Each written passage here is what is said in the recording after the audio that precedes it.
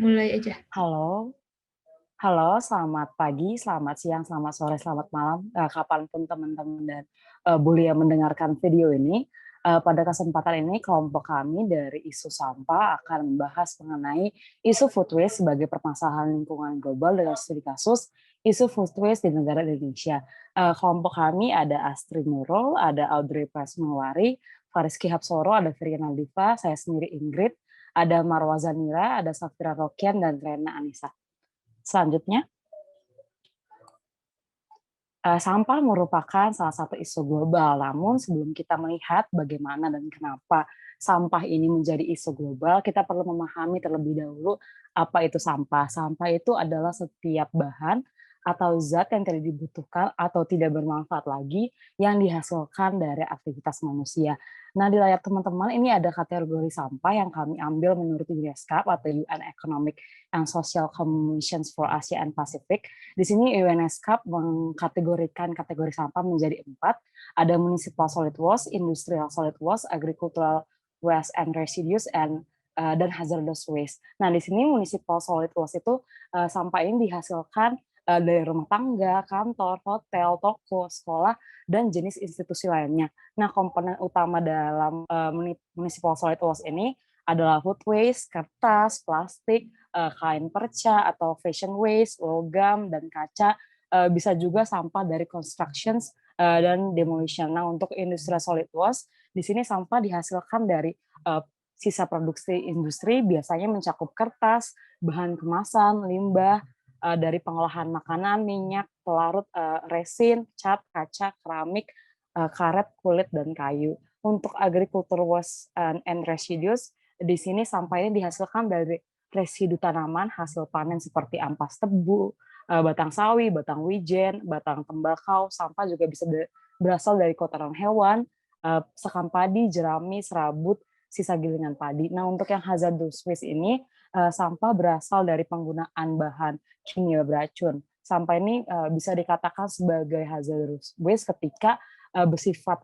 eksplosif, bisa berupa padatan yang mudah terbakar, tapi ini nggak termasuk dengan residu tanaman atau serat organik dan limbah kayu yang mudah terbakar.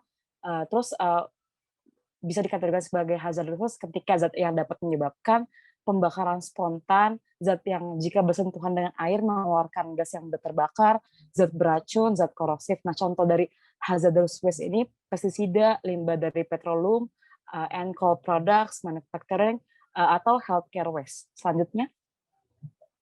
Baik, selanjutnya saya akan menjelaskan mengenai bagaimana sampah bisa berkontribusi terhadap climate change. Di sini saya membagi sampah menjadi 2 tipe, yaitu ada organic waste dan inorganic waste. Di sini saya menemukan data bahwa terdapat sampah organik yang ditemukan di Pacific Region sebanyak 58%. Dan kalau yang di kota-kota besar itu terdapat 70% total of waste yang ada di dump sites dan juga landfills. Nah, organic waste ini berkontribusi terhadap climate change itu ketika sampahnya itu membusuk dan mengeluarkan karbon dioksida dan juga gas metana. Lalu selanjutnya inorganic waste, di mana inorganic waste ini tidak secara langsung mempengaruhi climate change, tetapi dia itu mempengaruhinya melewati proses manufacturing dan juga proses pembakarannya. Lalu lanjut. Baik, di sini ada sampah plastik, di mana sampah plastik ini mempunyai dampak yang sangat besar terhadap climate change, di mana sampah plastik ini akan terus-menerus mengeluarkan greenhouse gases dalam setiap tahapan life cycle plastik tersebut, mulai dari proses pembuatannya hingga proses transportasi dan juga pengambilan sampah yang ada di laut maupun yang ada di daratan, lalu hingga proses pembakarannya. Boleh lanjut? Baik, selanjutnya saya akan menjelaskan mengenai food waste. Food waste ini masuk ke dalam sampah organik seperti yang sudah dijelaskan oleh teman saya sebelumnya. Nah, fakta menarik, 1 dari 3 makanan di seluruh dunia atau sekitar 1,3 miliar ton makanan yang diproduksi itu akhirnya dibuang atau menjadi sampah, menjadi sisa. Nah, biasanya ini tuh rusak ketika pendistribusian atau dibuang dari hotel, kemudian juga grocery store, restoran, sekolah, rumah, dan lain sebagainya. Nah, makanan-makanan yang dibuang ini yang sekitar 1,3 miliar ini sebenarnya bisa digunakan untuk memberi makan kepada orang-orang yang kelaparan di seluruh dunia. Nah, waste food ini akhirnya juga membuang semua energi yang digunakan untuk men-serve itu sendiri, seperti air yang digunakan untuk mengembangbiakan tumbuhan, kemudian proses ketika pemanenan, terus kemudian transport juga yang digunakan dari satu tempat ke tempat lain, dan juga energi yang digunakan untuk mengemas makanan itu sendiri. Lost atau waste food ini, limbah makanan ini akhirnya akan menghasilkan sebuah gas metan. Gas metan ini adalah sebuah gas gas greenhouse gas yang sebenarnya lebih poten dari karbon dioksida itu sendiri dan menyumbang sekitar 8-11% emisi gas yang bertanggung jawab atas terjadinya perubahan iklim. Nah, kemudian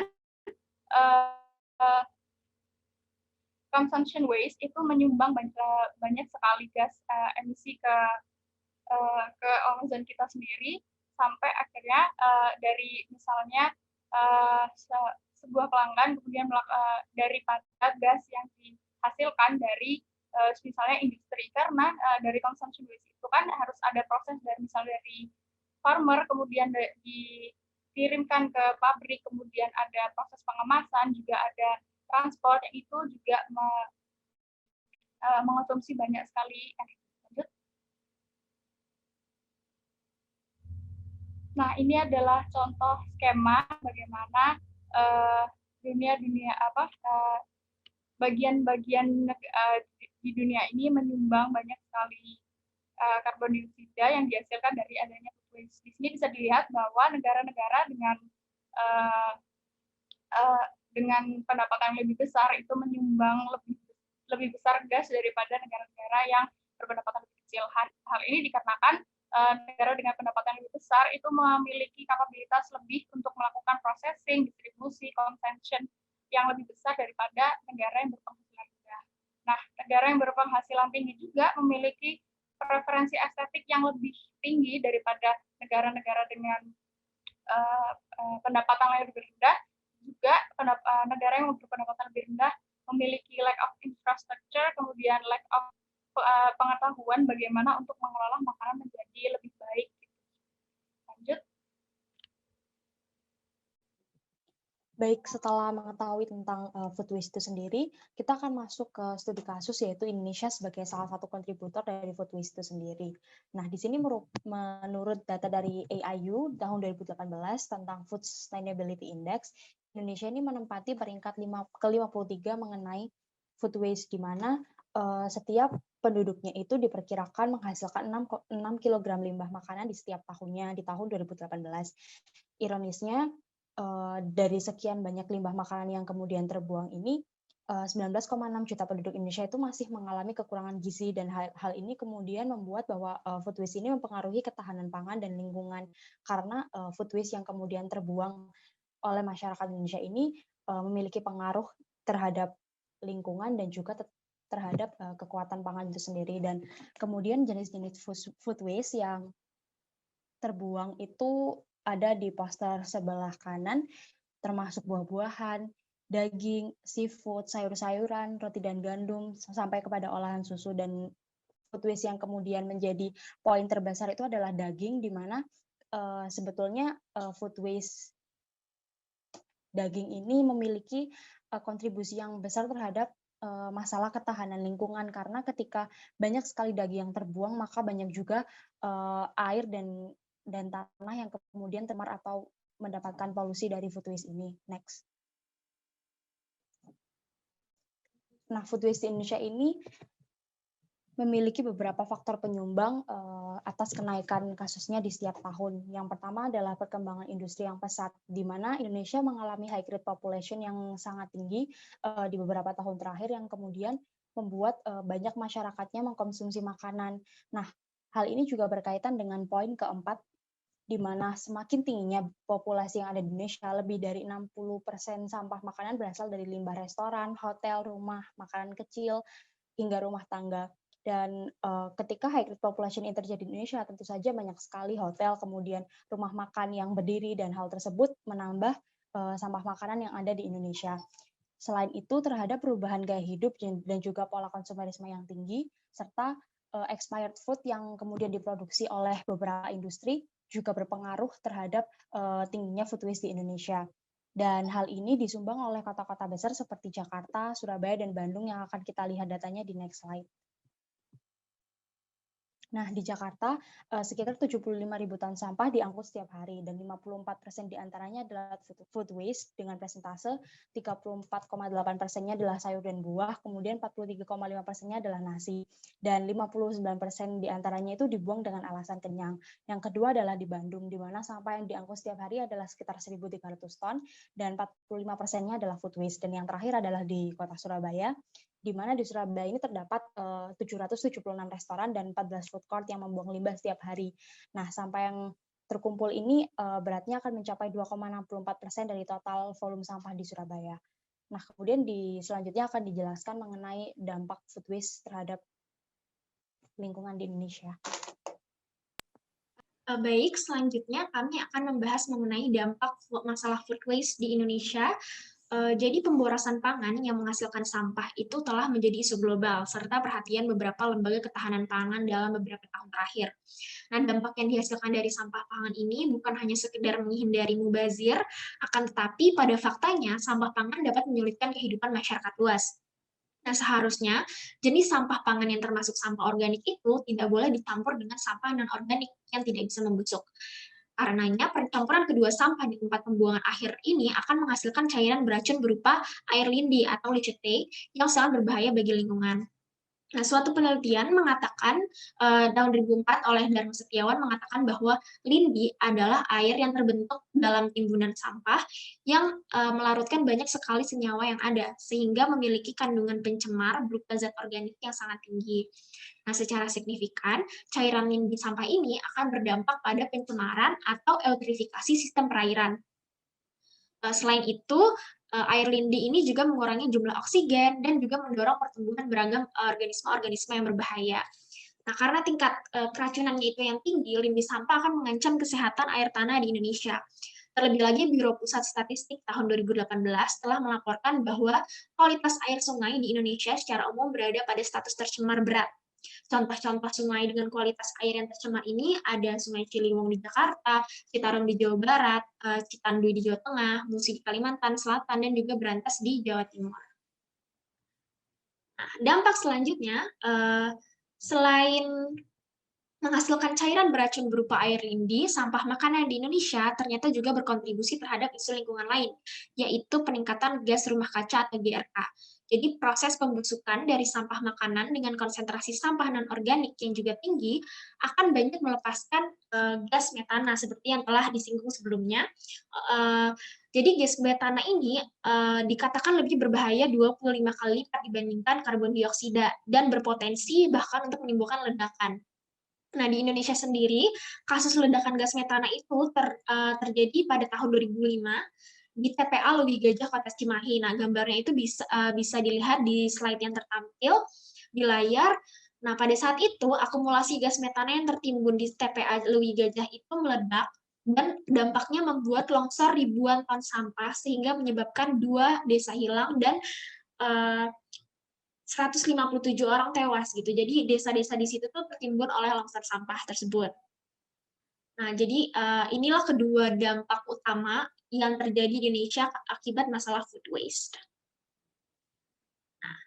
Nah, dampak selanjutnya itu terkait dengan dampak food waste terhadap emisi global. Jadi walaupun belum ada data yang mengemukakan jumlah karbon emisi yang dihasilkan oleh food waste di Indonesia, akan tetapi kita dapat melihat setiap tahunnya jumlah emisi karbon dari sampah makanan itu diperkirakan mencapai 3,3 miliar ton CO2 gitu. Jadi dalam penelitian yang dilakukan oleh Joseph Ford dan Thomas Namicek dalam meta-analisis mereka mengenai sistem pangan global, diperkirakan bahwa yang pertama, hampir 24% emisi makanan itu berasal dari makanan yang hilang dalam rantai pasokan atau terbuang percuma oleh konsumen. Dan yang kedua, 15% itu berasal dari kerugian dalam rantai pasokan akibat teknik penyimpanan atau teknik penanganan yang buruk. Kemudian yang ketiga, itu 9% lainnya berasal dari makanan yang dibuang oleh pengecer dan juga konsumen. Nah, ini berarti bahwa pemborosan makanan bertanggung jawab atas sekitar 6% dari total emisi gas rumah kaca global. Jadi untuk menempatkan dalam konteks sebenarnya itu jumlah emisi global dari makanan itu jumlahnya sekitar 3 kali lipat lebih besar dibandingkan emisi global yang dihasilkan oleh industri penerbangan gitu. Nah, yang terakhir mengenai dampak food waste di Indonesia itu masalahnya sebenarnya banyak gitu, tidak hanya 2 dampak yang telah disebutkan, tetapi ada juga dampaknya terhadap kenaikan harga pangan, kemudian menyebabkan hasil panen itu lebih rendah, dan juga yang paling utama yaitu berdampak pada perubahan iklim gitu. Next. Nah, teman-teman, karena kita udah lihat nih masalah apa yang ditimbulkan oleh food waste dan dihadapi oleh Indonesia juga, jadi apa sih yang telah dilakukan Indonesia untuk menangani masalah food waste tersebut? Nah, ada beberapa hal yang udah dilakukan Indonesia. Yang pertama adalah Rencana Pembangunan Jangka Menengah Nasional 2020 dan 2024. Nah, salah satu goals Indonesia ini adalah peningkatan ketersediaan akses dan kualitas konsumsi pangan. Nah, salah satu caranya ini adalah meningkatkan tata kelola pangan. Nah, tetapi hal ini belum diimplementasikan atau direalisasikan secara komprehensif dalam suatu undang-undang. Selain itu, Indonesia telah menandatangani dan meratifikasi Stockholm Convention yang tentunya berbicara mengenai waste dan juga POPs atau persistent organic pollutants. Nah, yang kedua adalah salah satu yang ingin dilakukan Indonesia yaitu reduce the amount of its plastic marine debris by 70% by 2025. Nah, tetapi balik lagi hal ini belum diperlihatkan secara aksi yang komprehensif dan juga efektif. Selanjutnya ada beberapa pasal dan undang-undang dan juga peraturan presiden. Yang pertama adalah UU nomor 18 tahun 2008, PP nomor 81 tahun 2012, Perpres nomor 97 tahun 2017. Nah, beberapa undang-undang ini mengatur mengenai bagaimana cara pengelolaan sampah rumah tangga dan juga mengenai TPA, tempat pembuangan akhir, dan tempat TPU. Nah, jadi kita bisa lihat bahwa aksi-aksi yang telah dilakukan oleh pemerintah Indonesia ini sifatnya adalah pengelolaan akhir, tapi tidak ada aksi-aksi yang bersifat preventif. Nah, selanjutnya yang kita lihat di Indonesia ini, salah satu past action yang sangat memberikan dampak signifikan adalah community participation atau local action. Yang pertama adalah penetapan 3R, bagaimana masing-masing komunitas ini menetapkan cara pengelolaan limbah. Yang kedua adalah NGO, salah satunya adalah Garda Pangan dan juga Food Ranger. Nah, organisasi-organisasi ini mencoba mengurangi food waste yang akhirnya dibuang kepada TPA dengan cara mengambil sisa-sisa makanan dibagikan kepada komunitas yang memerlukan. Selanjutnya adalah private sector, bagaimana masing-masing private sector ini memiliki aksi-aksi masing-masing untuk mengurangi sampah yang ia miliki. Nah, tapi balik lagi teman-teman, kita bisa lihat bagaimana Indonesia ini belum ada UU yang secara spesifik menangani masalah yang sebenarnya merupakan salah satu masalah utama yang dihadapi oleh negaranya, yaitu food waste.